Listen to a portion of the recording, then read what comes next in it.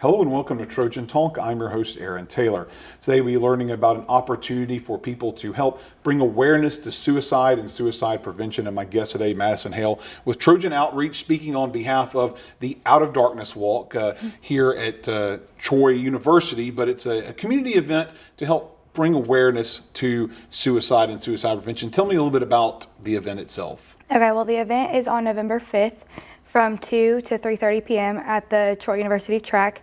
The event is just a day where you can come out, kind of raise awareness, be educated on suicide prevention, and you'll get the opportunity to walk, listen to some really great speakers, some great live music.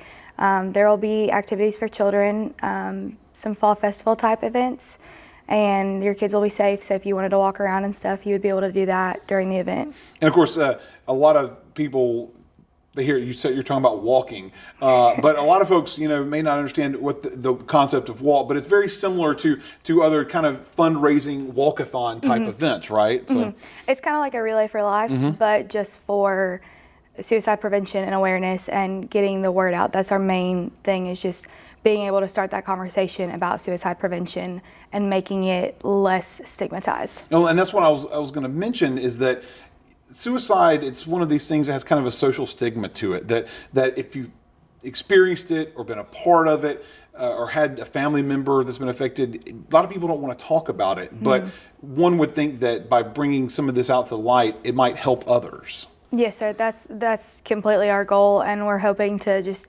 make sure that through this event we have people on standby at the event in case anything was to go wrong or some emotions were to come up for people. So we'll have counselors on standby, we'll have medical professionals in case anything happens during the walk, though it's not that intense.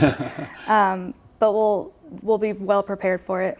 And of course, and even though this is a kind of a severe subject matter and probably a little dreary for most folks, but there's going to be fun activities, and it's kind of the flip side of that there's an opportunity to have fun in this so that you can maybe help someone else. And we're just trying to make it a community event, so everybody's welcome. The university is partnering with the hospital. The hospital is the one who's heading it up, and we've partnered with other various community members, other school systems, other businesses. It's been a great opportunity to get the whole community together. And of course, people out there who want to get involved and actually participate in the walk, what do they need to do to become a part of the actual walk itself?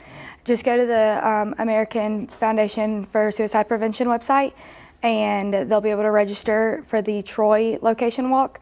And if you don't have a team or you don't have team members, you can go and register as a ghost walker, or you can register the day of the event at 1 o'clock, because we will open it up before that the day. And of course, if you've got a group and you want to start your own team, you can, but there is an opportunity to maybe join some other teams if you're by yourself. Is that right? So you don't necessarily have to have a group.